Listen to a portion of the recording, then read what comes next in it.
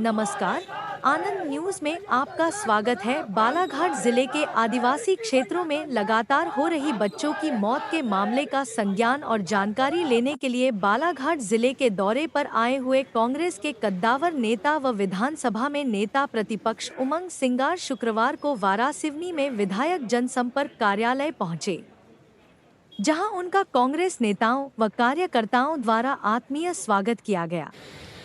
इस दौरान उन्होंने कांग्रेस नेताओं व कार्यकर्ताओं से चर्चा करने के साथ मीडिया कर्मियों से भी चर्चा की, जिसमें उन्होंने बालाघाट जिले में चल रहे एथेनॉल चावल घोटाला, आदिवासियों की भूमि घोटाला, नक्सल समस्या सहित अन्य विषयों पर अपनी सधी हुई प्रतिक्रिया दी। आइए हम आपको सुनाते हैं कि नेता प्रतिपक्ष उमंग सिंगार ने पत्रकारों के सवालों के क्या जवाब दिए।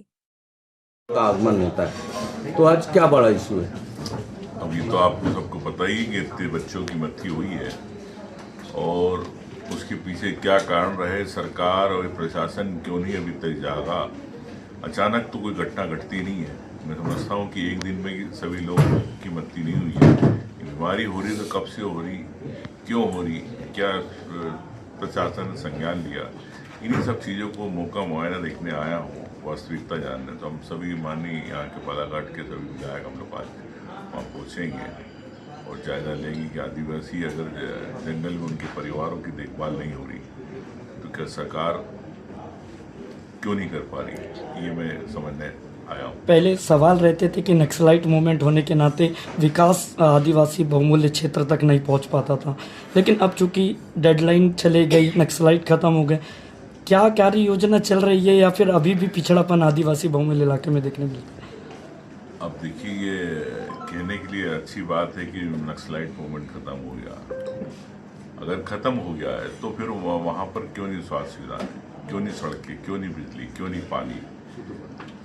तो मैं समझता हूँ कि तमाम बातें और इन सभी बातों को लेकर हम सरकार से भी सवाल करेंगे, प्रश्न करेंगे विधानसभा में भी। लेकिन मैं समझता हूँ कि सरकार एक संवेदनशीलता का परिचय देना चाहिए, गंभीरता का परिचय देना चाहिए, क्योंकि प्रदेश का हर नागरिक के प्रति उसकी जवाबदारी है कि उनको सब सुविधाएं मिले, अधिकार है उसके। इंदौर दूषित पानी कांड के बाद भी ये हालात अभी भी बने हुए हैं कई जिलों में, क्या कारण मानते हैं आप? सरकार की लापरवाही।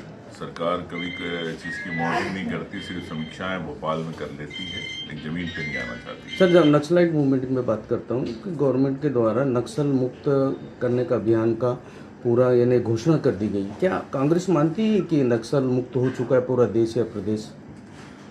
देखिए, ऐसा है कि ये तो ज़मीनी वास्तविकता वहाँ के गांव वाले जो नक्सल प्रभावित क्षेत्र के वही बता सकते हैं कि हमारे यहाँ, लेकिन आज की तारीख में ये सकते कि घटनाएं नहीं हो रही है। अगर घटनाएं हो रही है तो प्रशासन और सरकार क्या कर रही है, क्या उस पर संज्ञान लेगी? क्योंकि अभी भी कुछ जगह में सरेंडर की बातें आई हैं, बहुत बड़े बड़े लोग नक्सलाइट ने सरेंडर। अगर नक्सल अगर कई जगह इस प्रकार की बातें आ रही तो सरकार फिर गुणगान के बजाय नक्सल से छुटकारा कैसे मिले उसको लेके क्या कार्रवाई कर रही है सरकार, बताए। अभी पूरा बालाघाट जिला कुछ मुद्दों को लेकर बहुत चर्चा में, सर, एथेनॉल का मामला हो, चाहे जमीन घोटाला मामला हो, चाहे क्या कहते बाघों की मौत का मामला हो।